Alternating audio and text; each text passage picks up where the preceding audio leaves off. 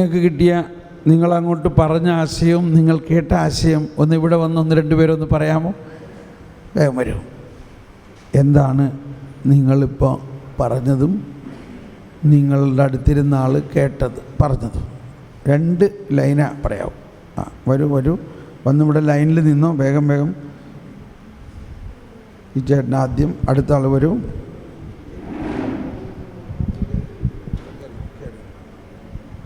ഇന്ന് ശനിയാഴ്ചയാണ്. സൈലൻ്റായിട്ട് പ്രാർത്ഥിക്കേണ്ട ഒരു ദിവസം. ഈശോ മരിച്ച് അതിൻ്റെ പിറ്റേ ദിവസം, ഉയർത്തെഴുന്നേൽക്കുന്നതിൻ്റെ തലേ ദിവസം. അപ്പോൾ ശാന്തമായി പ്രാർത്ഥിക്കുന്ന ഈ സമയം ഈശോ പാതാളത്തിലിറങ്ങി മരിച്ചവരോട് സുവിശേഷം പറയുന്നു എന്ന് പറയുമ്പോൾ യുഗാരംഭം മുതലുള്ള എല്ലാ വിശ്വാസികളെയും ദൈവത്തിൻ്റെ പക്കലേക്ക് വിളിച്ചെടുത്ത ഒരു ദിവസം. അത് സന്തോഷത്തിൻ്റെ ഒരു അനുഭവമാണ്. ഇതുവരെ കേൾക്കാത്ത ഒരു അനുഭവമാണ്. അവയുടെ സ്വരം ഭൂമിയുടെ അതിർത്തിയോളം എത്തുന്നു എന്ന് പറയുന്നത് യുഗാരംഭത്തിലേക്കുള്ള കടന്നുവരവാണ് എന്ന് തോന്നി. അത് ഒത്തിരി ഒരു പുതിയ ആശയം, ഒരു പുതിയ അറിവായിട്ട് തോന്നി. ഒത്തിരി ഉൾക്കാഴ്ച അതിൽ ലഭിച്ചു. Price the Lord. Praise the Lord. പരിശുദ്ധാത്മാവാണ് നമുക്ക് വേണ്ടി മധ്യസ്ഥം പ്രാർത്ഥിക്കുന്നത്. പരിശുദ്ധാത്മാവിൻ്റെ ആ അനന്തമായ ശക്തിയാണ് മധ്യസ്ഥ പ്രാർത്ഥനയിൽ ഉടനീളം നിറഞ്ഞിരിക്കുന്നത്. നമ്മുടെ യാതൊരുവിധ കഴിവുകളും ഇതിൻ്റെ അകത്തില്ല. പരിശുദ്ധാത്മാവിൻ്റെ അനന്തമായ ഇടപെടലും ശക്തിയുമാണ് മധ്യസ്ഥ പ്രാർത്ഥനയെ നയിക്കുന്നത് എന്നുള്ള വലിയൊരു ആശയം എന്നെ സ്വാധീനിച്ചു. അതിലും വലിയൊരു വെച്ചാൽ തളർവാദ രോഗിയെ ചുമന്നുകൊണ്ട് വന്ന 4 പേരാണ് മധ്യസ്ഥ പ്രാർത്ഥനക്കാർക്ക് സമാനം എന്നുള്ള വലിയൊരു പുതിയ ആശയമാണ്. അപ്പോൾ എന്ത് തടസ്സങ്ങളും പ്രതിബന്ധങ്ങളും ഉണ്ടായാലും മധ്യസ്ഥ പ്രാർത്ഥനയ്ക്ക് ആയിരിക്കുന്നവർക്ക് അതൊരു പ്രതിബന്ധമല്ല, അല്ലെങ്കിൽ അതിനെ അതിജീവിച്ച് ദൈവിക ശക്തിയാൽ, പരിശുദ്ധാത്മാവിൻ്റെ ശക്തിയാൽ മുന്നേറാൻ സാധിക്കും. ആ അത്ഭുതങ്ങളും അടയാളങ്ങളും എല്ലാം സാധിക്കുന്നത് അങ്ങനെ പരിശുദ്ധാത്മാവിൻ്റെ അത്ഭുത പ്രവർത്തനങ്ങളാണെന്ന് എന്നെ തീർച്ചയായിട്ടും ഒത്തിരി സ്വാധീനിച്ചു. Price the Lord. അടുത്ത ആൾ വരാം. Price the Lord. ബ്രദർ പറഞ്ഞു, നമ്മുടെ പ്രാർത്ഥനയാണോ പരിശുദ്ധാത്മാവിൻ്റെ പ്രാർത്ഥനയാണോ ഏതായിരിക്കും നല്ലത്? ദൈവഹിതപ്രകാരം പ്രാർത്ഥിക്കുന്നത് പരിശുദ്ധാത്മാവ് പ്രാർത്ഥിക്കുമ്പോഴാണ്. അതുകൊണ്ട് പരിശുദ്ധാത്മാവിൽ പ്രാർത്ഥിക്കുന്നതാണ് ഏറ്റവും പവർഫുള്ളായിട്ടുള്ള പ്രാർത്ഥന എന്ന് പറഞ്ഞത് എനിക്ക് നല്ല ബോധ്യമായിരുന്നു. പിന്നെ എന്നെ വളരെ സ്ട്രൈക്ക് ചെയ്തത്, ഈശോ എൻ്റെ ആത്മാവിൻ്റെ ഏകാന്തത വളരെയധികം ആഗ്രഹിക്കുന്നു. അത് ഞാൻ വിചാരിച്ചത് നമ്മൾ ഏകാന്തമായിട്ടിരിക്കുമ്പോൾ എനിക്കും മാത്രമേ അതുകൊണ്ടുള്ള ഗുണമുള്ളെന്നാണ്. പക്ഷേ ബ്രദർ പറഞ്ഞു അത് വളരെ പ്രൊഡക്റ്റീവാണ്, ലോകം മുഴുവനും വ്യാപിക്കുന്നു അതിൻ്റെ ഇമ്പാക്റ്റ് എന്ന് പറഞ്ഞു. സങ്കീർത്തനം 19 വെച്ചിട്ട്. അപ്പോൾ വെറുതെ ഇരിക്കലല്ല, ലോകം മുഴുവനിലേക്കും ഈശോൻ്റെ സ്നേഹവും കൃപയും വ്യാപിപ്പിക്കാൻ സഹായിക്കുന്നതാണ് ഈ ആത്മാവിൽ ലയിച്ചുകൊണ്ടുള്ള ഏകാന്തത എന്ന് മനസ്സിലായി.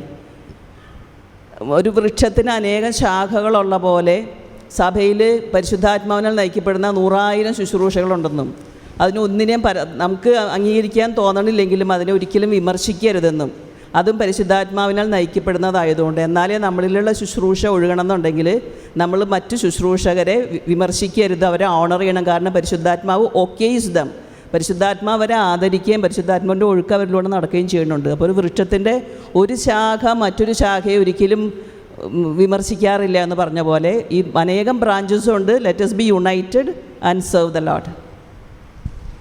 Thank you.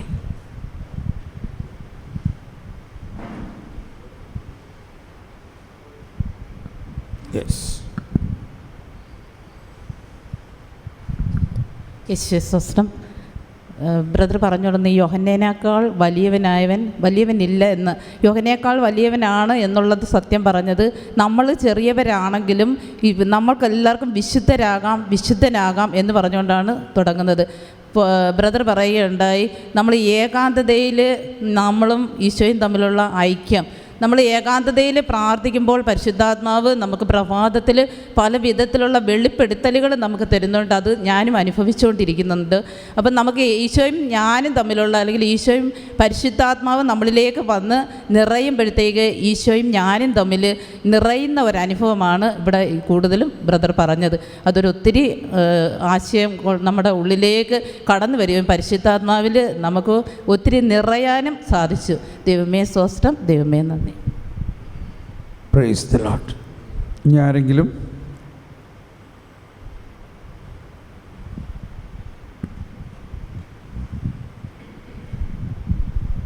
ഞാൻ ഒത്തിരി മധ്യസ്ഥ പ്രാർത്ഥനയൊക്കെ നടത്തുന്നൊരു വ്യക്തിയാണെങ്കിലും ഇന്നെനിക്ക് ഒത്തിരി നല്ല ബോധ്യം കിട്ടി. ഞാൻ ഇതുവരെയും എൻ്റെ ആത്മാവിനെ ഞാൻ പരിശുദ്ധാത്മാവിന് വിട്ടുകൊടുത്തിരുന്നില്ല, എനിക്കതറിയില്ലായിരുന്നു. അപ്പോൾ ഇന്ന് നല്ലൊരു ബോധ്യം എനിക്ക് ലഭിച്ചു. എൻ്റെ ആത്മാവിനെ ഞാൻ പരിശുദ്ധാത്മാവിനെ ഏൽപ്പിച്ചു കൊടുത്താൽ എനിക്ക് വേണ്ടി ഞാൻ പ്രാർത്ഥിക്കുന്ന കാര്യങ്ങളിൽ പരിശുദ്ധാത്മാവ് ഇടപെട്ട് ആ വ്യക്തിയുടെ ആവശ്യങ്ങൾ പരിശുദ്ധാത്മാവ് തന്നെത്താൻ നമുക്ക് നടത്തിത്തരുമെന്നുള്ള വലിയൊരു ബോധ്യം. അതുകൊണ്ട് നമുക്ക് വിട്ടുകൊടുക്കുന്നൊരു മനോഭാവം നമ്മുടെ സമൂഹത്തിലും നമ്മുടെ കൂട്ടായ്മയിലും ഉണ്ടാകണമെന്ന് എനിക്ക് വളരെ ഒരു ബോധ്യത്തോടു കൂടി ഇന്നത്തെ ക്ലാസ് അനുഭവപ്പെട്ടു. Thank you. Price the Lord. Praise the Lord. ഇത് റോമർ 8:23 നേരത്തെ എല്ലാവരും പറഞ്ഞു, പരിശുദ്ധാത്മാവ് നമ്മളെ പ്രാർത്ഥിക്കാൻ നമുക്ക് വേണ്ടി പ്രാർത്ഥിക്കും, മധ്യസ്ഥം വഹിക്കുമെന്നുള്ളത്. അത് ഒരു പുതിയ കേട്ടുള്ളതാണെങ്കിലും അങ്ങനെ ഒരു ആശയം മനസ്സിൽ വന്നപ്പോൾ ഈ ബലം പിടിച്ച് പലപ്പോഴും പ്രാർത്ഥിച്ച് അത് നടക്കാതെ പോകുന്ന കാര്യങ്ങളൊക്കെ പരിശുദ്ധാത്മാവിന് വിട്ടുകൊടുത്ത് പ്രാർത്ഥിക്കാനുള്ള ഒരു പുതിയ രീതി ഇവിടെ ഒന്ന് വെളിപ്പെടുത്തി തന്നതിന് ദൈവത്തോട് നന്ദി പറയുകയാണ്, തോമസ് ബ്രദറിനോടും. അതുപോലെ തന്നെ ഇവിടെ ഞങ്ങൾ വരുമ്പോഴും ഒക്കെ ചർച്ച ചെയ്ത ഒരു കാര്യമുണ്ട്, എല്ലാ സ്ഥലത്തും ഉണ്ടെന്ന് പറഞ്ഞു. ചില പ്രവർത്തനങ്ങൾ നമുക്ക് ഉൾക്കൊള്ളാൻ പറ്റാതെ പോകുന്ന സഹപ്രവർത്തകരുടെ ആയിട്ടുള്ളവരുടെയൊക്കെ ചില പ്രവർത്തനങ്ങൾ, പാരലായിട്ടുള്ള പ്രവർത്തനങ്ങളൊക്കെ വരുന്നു. അപ്പോൾ അത് ഉൾക്കൊള്ളാൻ പറ്റാത്ത പ്രശ്നങ്ങളൊക്കെ ഞങ്ങളുടെ സോണിലുമൊക്കെ ഉണ്ട്. അപ്പോൾ അതിനെക്കുറിച്ചൊരു അസ്വസ്ഥതയുണ്ടായിരുന്നു. പക്ഷേ ബ്രദർ എന്ന് പറഞ്ഞപ്പോൾ അത് എനിക്ക് വേണ്ടി പറഞ്ഞാണെന്ന് എനിക്ക് തോന്നുന്നു. കാരണം ഞങ്ങളും ഇങ്ങോട്ട് വരുന്ന വഴി ചർച്ച ചെയ്തതാണ്. അപ്പോൾ അതിൻ്റെ വഴിക്ക് വിടുക. കാരണം ആ ദൈവം എല്ലാം ദൈവത്തിൽ നിന്ന് അല്ലാതെ ദൈവത്തിൻ്റെ നാമം മഹത്വപ്പെടാൻ ആർക്കും ഒന്നും ചെയ്യാൻ പറ്റത്തില്ല. പിന്നെ കാലത്തിൻ്റെ തികവയിൽ നല്ലതും ചീത്തതുമൊക്കെ ദൈവമാണ് വേർതിരിക്കേണ്ടതെന്നിവിടെ ഞാൻ വിചാരിക്കുന്നു. അങ്ങനൊരു ബോധ്യം, അതുകൊണ്ട് ആ ഒരു മേഖലയിൽ ഒരു ഒരു ഒരു വിടുതൽ ലഭിച്ചതായിട്ട് എനിക്ക് തോന്നുന്നു. Praise the Lord. Praise the Lord. ഇനി ആരെങ്കിലും?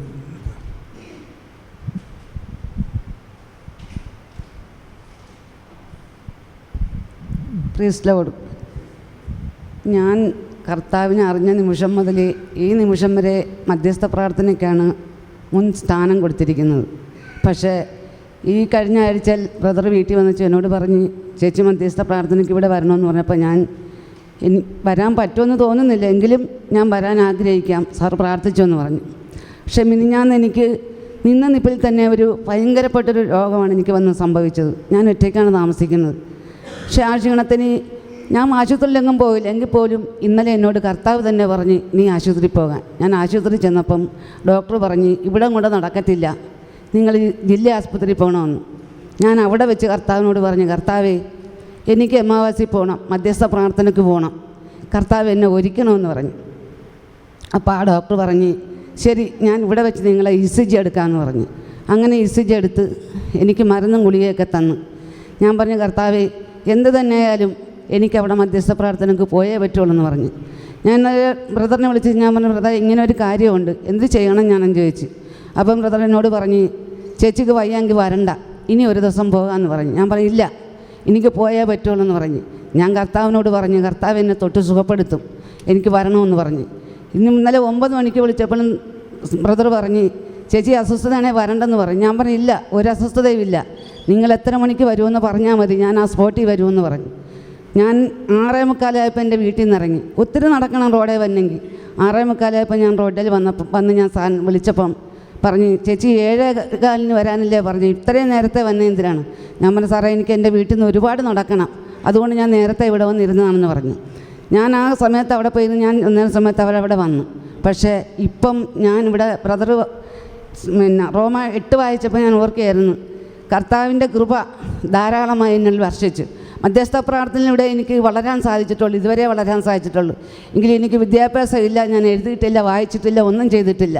പക്ഷേ ഇതെല്ലാം എൻ്റെ മധ്യസ്ഥ പ്രാർത്ഥനയുടെ തന്നെ പരിശുദ്ധാത്മാവ് എല്ലാം എനിക്ക് മനസ്സിലാക്കി തരികയും ഇന്നത്തെ ദിവസം ഞാൻ ഇവിടെ വരാതിരുന്നെന്ന് വെച്ചെങ്കിൽ എനിക്ക് വലിയ ഒരു നഷ്ടമാണ് സംഭവിക്കാൻ പോകണമെന്ന് സാറിൻ്റെ ക്ലാസ്സിലൂടെയും മധ്യസ്ഥ പ്രാർത്ഥനയുടെ ക്ലാസ്സിലൂടെയും പരിശുദ്ധാത്മാ ശക്തിയിലൂടെയും എനിക്ക് പൂർണ്ണമായി വെളിപ്പെടുത്തി തരികയും ചെയ്ത് ഇതിൽ തുടർന്നുകൊണ്ട് ഈ മധ്യസ്ഥ പ്രാർത്ഥനയ്ക്ക് ദൂരെ പോകാൻ സാധിച്ചില്ലെങ്കിലും അടുത്ത് തന്നെ പോകാനുള്ള ശക്തി ഇപ്പോൾ ഇവിടെ വെച്ച് എനിക്ക് ലഭിക്കുകയും ചെയ്തെന്നുള്ളതിന് യേശുവേ സ്തോത്രം, യേശുവേ നന്ദി, യേശുവേ ആരാധന.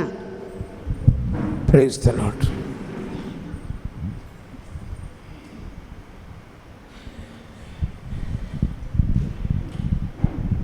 Price the Lord. ഞാൻ ബ്രദറിൻ്റെ ക്ലാസ് ഒത്തിരി കൂടിയിട്ടുണ്ടെങ്കിലും ഇന്നൊരു പുതിയ ഉൾക്കാഴ്ച കിട്ടിയത് ആ റോക്കറ്റിന് തീ കൊടുക്കുമ്പോൾ അത് പോകുന്ന ഒത്തിരി ക്ലാസ്സുകളിൽ നിന്ന് ആദ്യമായിട്ടാണ് ആ ഒരു മെസ്സേജ് കിട്ടിയത്. ഒരു മധ്യസ്ഥ പ്രാർത്ഥനയ്ക്ക് വേണ്ടി നമ്മളെ ദൈവം ആ ഒരു തീ കൊടുത്ത് വിട്ടിട്ടുണ്ടെങ്കിൽ തീർച്ചയായിട്ടും നമ്മൾ എവിടെയായിരുന്നാലും എത്ര ദൂരത്ത് പോയാലും അത് എത്തേണ്ട സ്ഥാനത്തെത്തി, അതിൽ പൊട്ടേണ്ട സ്ഥാനത്ത് പൊട്ടി, എന്തുദ്ദേശത്തോടു കൂടിയാണോ അതിനെ വിട്ടത് അതെല്ലാം പൂർണ്ണമായിട്ട് നടക്കുന്നുള്ളത് തീർച്ചയാണ്.